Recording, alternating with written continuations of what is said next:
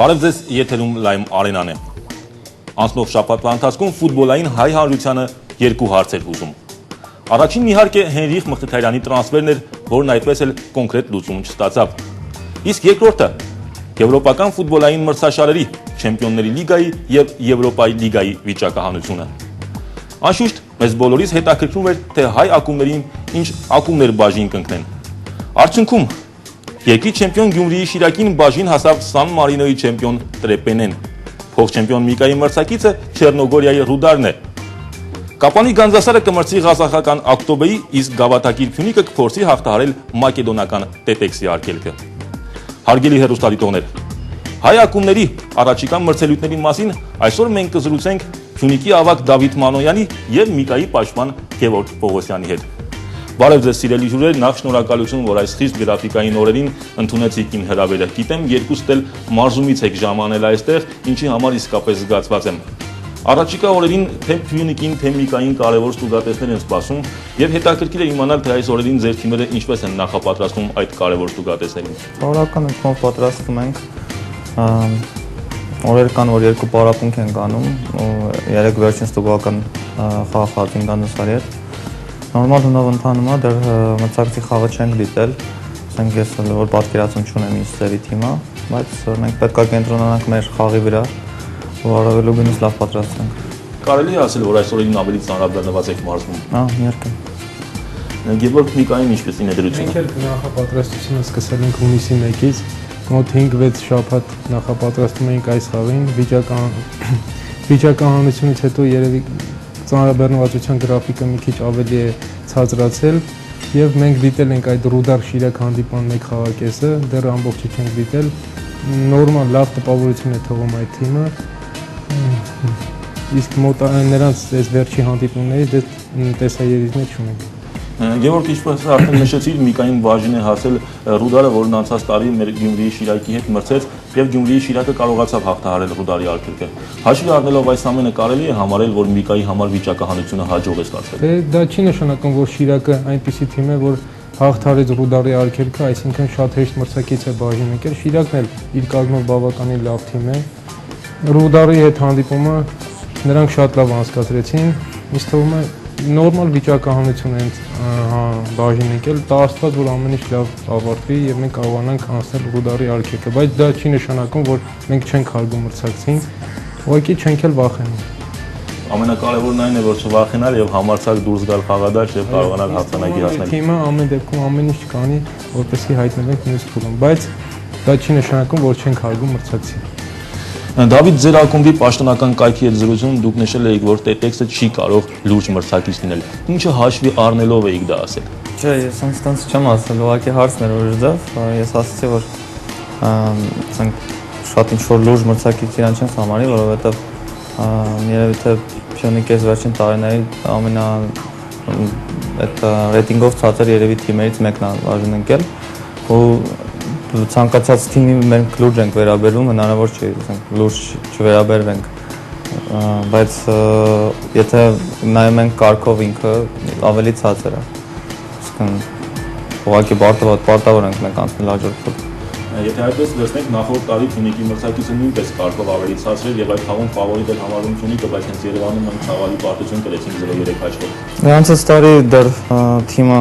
շատ երիտասարդեր, հիմա նրանք ավելի շատ փորձ են ձեռք բերել այդ տղաները, որոնք խաղացել են անցած տարի, այս տարի արդեն լրիվ ուրիշ թիմ է։ Վերջին շրջանում Փյունիկից մի քանի ֆուտբոլիստներ հեռացան, դա ինչ ես կարծում, չի թույլատնի Փյունիկի կազմում։ Ինչ որ չափով թույլատնի, բայց իրանց փոխարինող ֆուտբոլիստներ ունեն։ Հարգելի հեռուստադիտողներ, այժմ առաջարկում եմ դիտել մեր մրցակից թիմերի մասին պատմող ռեպորտաժ, ինչը ինձ թվում է հետաքրքիր կլինի եւ ֆուտբոլասերներին, եւ ֆուտբոլիստներին, եւ ինչու՞ չէ նաեւ մարզիչներին։ Եվրոպական ակումբային մրցաշարերում մեծ բաժին հասած թիմերից թերևս ամենաթույլ մրցակիցս Շիրակին բաժին հասած Սան Մարինոյի Տրեպենն է։ Այնուհանդերձ այստեղ ուրախանալու առիթ չկա, որովհետև մեր ակումբային ֆուտբոլն այնպիսի անկում է ապրել, որ մենք սկսել ենք հանդես գալ Չեմպիոնների լիգայի որակավորման առաջին փուլում եւ նույն հարթության վրա ենք հայտնվել ոչ ֆուտբոլային այնպիսի երկրների կողքին, ինչպիսիք են Սան Մարինոն, Անդորան, Լիխտենշտայնը եւ Լյուքսեմբուրգը։ Ինչևէ փաստը մնում է փաստ, նշենք, որ Տրեպենեն հիմնադրվել է 1956 թվականին, իր 57-ամյա պատմության ընթացքում այս թիմը ընդամենը 2 անգամ է դարձել Սան Մարինոյի չեմպիոն, այն էլ այդ հաջողությունները գրանցել է միայն վերջին 2 տարիներին։ Փոխարենն այս ակումբը ավելի հաջող է հանդես եկել երկրի գավաթի խաղարկությունում 5 անգամ դառնալով գավաթակիր։ Վերջին տարիներին Սան Մարինոն ներկայացնող ակումբն իր ուժերն է փորձում նաև եվրոպական ակումբային մրցաշարերում, սակայն այդ ելույթները մեղմ ասած անփառունակ են։ 2010-2011 թվականի մրցաշրջանում Տրեպենեն Եվրոպայի լիգայի խաղարկությունում 2 խաղերի արդյունքով 3-13 հաշվով զիջեց Բոսնիա-Հերցեգովինան ներկայացնող Զիրսկի Մոնտարին, իսկ նախորդ տարի արդեն Չեմպիոնների լիգայի խաղարկությունում 0-4 եւ 0-7 հաշվով պարտվեց Լյուքսեմբուրգի Դյուդելանժին։ Մեր փոխ-չեմպիոնի Միկայի մրցակիցը Ռուդարը Չեռնոգորիայի ամենատիտղոսակիր թիմերից է, թեպետ այս տարի բավարարվել է միայն 5-րդ հորիզոնականում, իսկ Եվրոպա լիգայի խաղարկության մասնակցելու հնարավորություն ստացավ միայն այն բանից հետո, երբ Չեռնոգորիայի ֆուտբոլի ֆեդերացիան երկրի գավաթակիր Բուդոնչոստին եւ առաջնության 4-րդ տեղը գրաված Քրբլային զրկեց եվրագավաթներին մասնակցելու արտոնագրից։ Հիշեցնենք, որ Ռուդարը նախորդ տարի մրցեց Գյումրիի Շիրակի հետ, որին մեր ակումբը կարողացավ հաղթել։ Հարկ է նշել, որ վերջերս չեռնոգորական ակումբը լավ համալրում է ստացել։ Ռուդարին է միացել 2011-2012 մրցաշրջանի թիմի լավագույն ռմբարկու Նենադ Ստոյանովիչը։ Որքան էլ զարմանալի է, բայց Հայաստանի գավաթակիր Փյունիկի մրցակիցը Մակեդոնիայի գավաթակիր Տետեքսը այս տարի դուրս է մնացել երկրի բարձրագույն խմբի առաջնությունից, 12 թիմերի պայքարում գրավելով ընդամենը 11-րդ տեղը։ Հիշեցնենք, որ Տետեքսի արգելքը հաղթահարելուց հետո Փյունիկը հաջորդ փուլում կմրցի լատվիական Ժալգրիսի եւ իռլանդական Սենտ Պատրիս թիմերի հաղթողի հետ։ Թերևս ամենաբարդ մրցակիցը բաժին է հասել Կապանի Գանձասարին, որը պետք է մրցի Ղազախստանի ամենատիտղոսակիր թիմերից մեկի Ակտոբեի հետ։ Վերջին տարիներին Ակտոբեն միշտ բարձր տեղեր է գրավում Ղազախստանի առաջնությունում, իսկ ընթացիկ խաղարկությունում 16 խաղից հետո վաստակած 32 միավորով միանձնագլխավորում է մրցաշարային աղյուսակը։ Նշենք, որ Ակտոբեում է հանդես գալիս նաև Հայաստանի ազգային հավաքականի կենտրոնական պաշտպան Ռոբերտ Արզումանյանը, ինչն արդեն իսկ խոսում է այս թիմի բարձր կարգի մասին։ Ինչևէ ֆուտբոլում հաճախ են անակնկալներ լինում, հուսանք, որ Գանձասարը Ակտոբեի հետ խաղում հաճելի անակնկալ կմատուցի։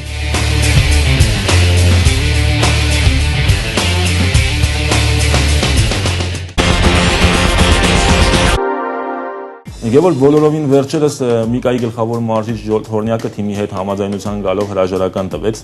Նա լավ մարդ էր, նաև լավ մարզիչ էր։ Ինչ ես կարծում, նրա բացակայությունը թիմում խնդիրներ չի առաջացնում։ Դե նրա հրաժարականը բնականաբար յուրաքանչյուր մարզչի հրաժարականը թիմում խնդիրներ առաջացնում է, բայց նախ ես թիմի անունից կուզենայի շնորհակալություն հայտնել նրան իր կատարած աշխատանքի համար, բայց նրա տեղը մարզչական ղեկը ստանձնել է Արամ Ոսկանյանը, որը նույնպես ճիշտ է, դեռ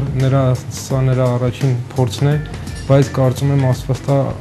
շատ հաջող կլինի եւ կարծում եմ նրա հետ էլ մենք խնդիրներ չենք ունենա։ Նա նույնպես լավ կարողանում է ղեկավարել թիմը։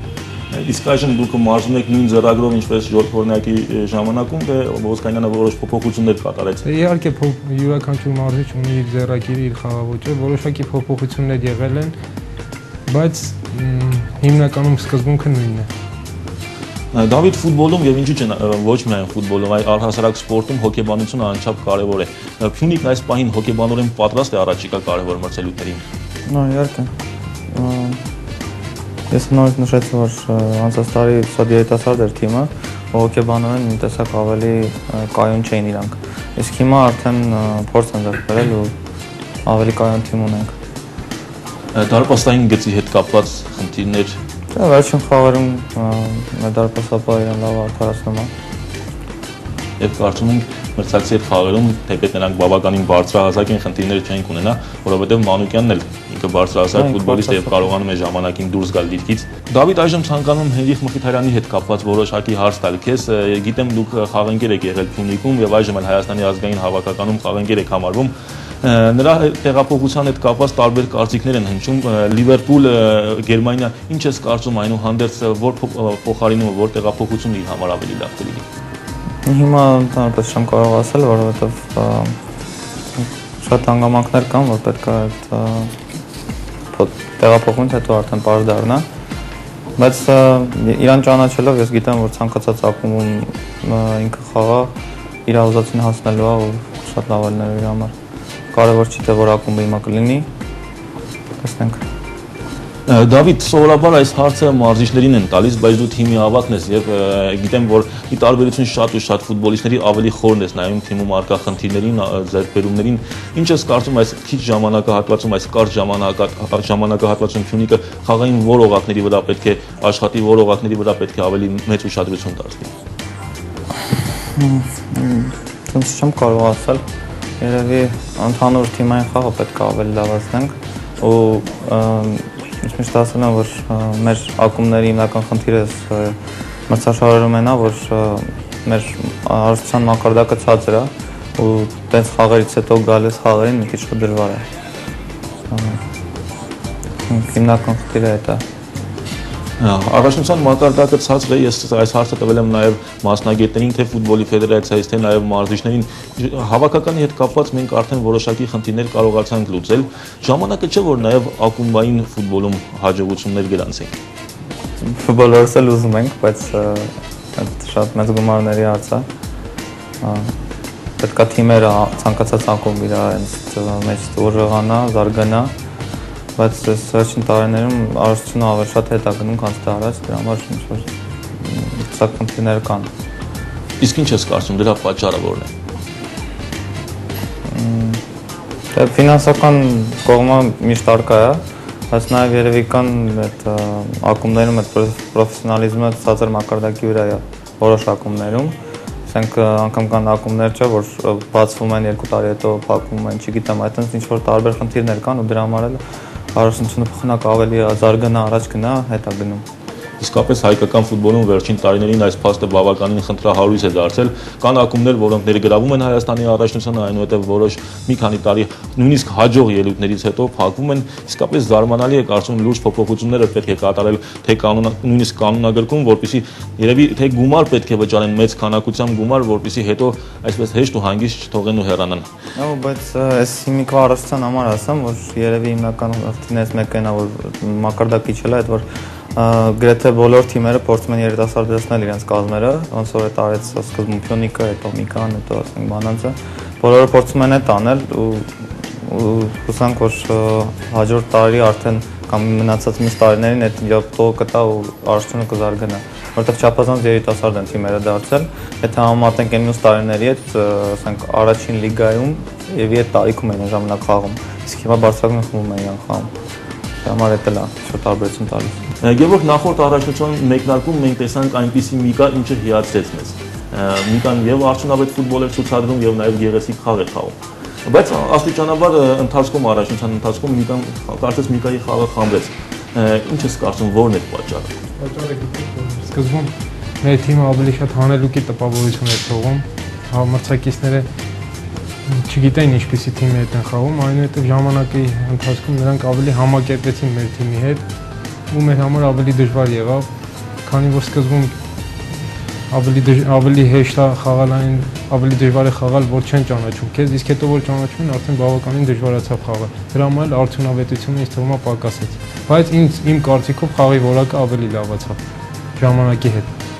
Այնուհանդերձ մենք կտեսնենք այն Միկան այս Եվրագավաթի խաղարկություններում, որը մենք տեսանք նախորդ առաջնության մեկնարկում։ Մարշական շտաբը ֆուտբոլիստները ամեն ինչ անում են, որ բարձր մակարդակով հանդես գանք, տա Աստված, որ տեսնեք այդպիսի Միկա։ Գևորգ, ձեր թիմի հիմնական դարպասապահ Գևորգ Կասպարովը այս օրերին արտասահմանում է, Իրանում է, եւ ես կարծում անչափ ցանկալի կլիներ, որ նա վերադառնար Միկա եւ այս Եվրագավաթի խաղարկություններում աջակցեր իր թիմին։ Բայց ասեմ ձեզ, որ այնպես չէ, որ հիմնական կազմի վրատարը հենց Գևորգ Կասպարովն է, մենք ունենք նաև երկու ուրիշ բարձրակարգ դարպասապահներ, Արմեն Ֆիշյանը եւ Արմեն Խաչատրյանը, որոնք ճիշտ է մի քիչ իրենց կարգով զիջում են Կասպարովին, բայց ինձ թվում է, որ ժամանակի հետ նրանք կգերազանցեն Կասպարովին։ Այդպես ես կարծում։ Այո։ Հետաքրքիր է։ Դավիթ, մենք արդեն խոսեցինք, որ Փյունիկը դարպասային գծում գրեթե խնդիրներ չունի, Մանուկյանն արդեն բավականին արդյունավետ ֆուտբոլ է ցուցադրում եւ քիչ գոլեր է բաց թողում։ Այնուհանդերձ Փյունիկում կա մի գիծ, որտեղ դուք խնդիր ունեք այս պահին։ Չէ, կոնկրետ գիծ չկա ու կոնկրետ դիրք չկա, որ ինչ-որ խնդիր ունենք, ուղղակի խաղացության խնդիրը, որ պետք է ցանկացած ֆուտբոլիստի խաղից է կախված մեր հաջողությունը ու կոնկրետ դիրք ես չեմ կարող իմանալ, ընդհանուր թիմային խաղը պետք է լինի։ Դավիթ, դու նաև ազգային հավաքականի ֆուտբոլիստ ես եւ չեմ կարող չանդրադառնալ մեր ընտրանում վերջին երկու հանդիպումներին, երկու տարբեր հանդիպում, երկու տարբեր խաղ, երկու տարբեր հաշիվ։ Ինչպես կբացատրես։ Մալտայի խաղը ուղղակի դժբախտ դեպք էր երևի, արագ գոլ բաց թողնելը, հետո ինչ-որ գոլերը չէր ստացվում, վերջավորությունը լավ չէր ստացվում, գոլ չէին կարողանում խփել ու գնալով րոպեները քչանում են ու ոնց որ ավելի լարված էր խաղում, հենց խաղեր լինում են, իսկ Դանիայում արդեն մենք ոնց որ կորցնելու բան չունենք ու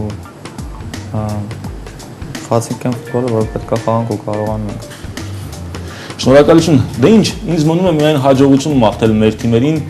Եվրագավաթի խաղարկություններում եւ հուսանք, որ դրանք կկարողանան հաջողությունների հասնել։ Հավաքականի մակարդակում մենք արդեն որոշակի ձեռքբերումներ ունենք եւ ժամանակն է արդեն ակումբային ասպարեզում էլ հաջողություն գրանցենք։ Իսկ մեր հեռուստադիտողներին տեղեկացնեմ, որ Lime Arena-ն ամառային արձակուրդի է մեկնում եւ ասպարեզ դուրս կգա արդեն սեպտեմբերից։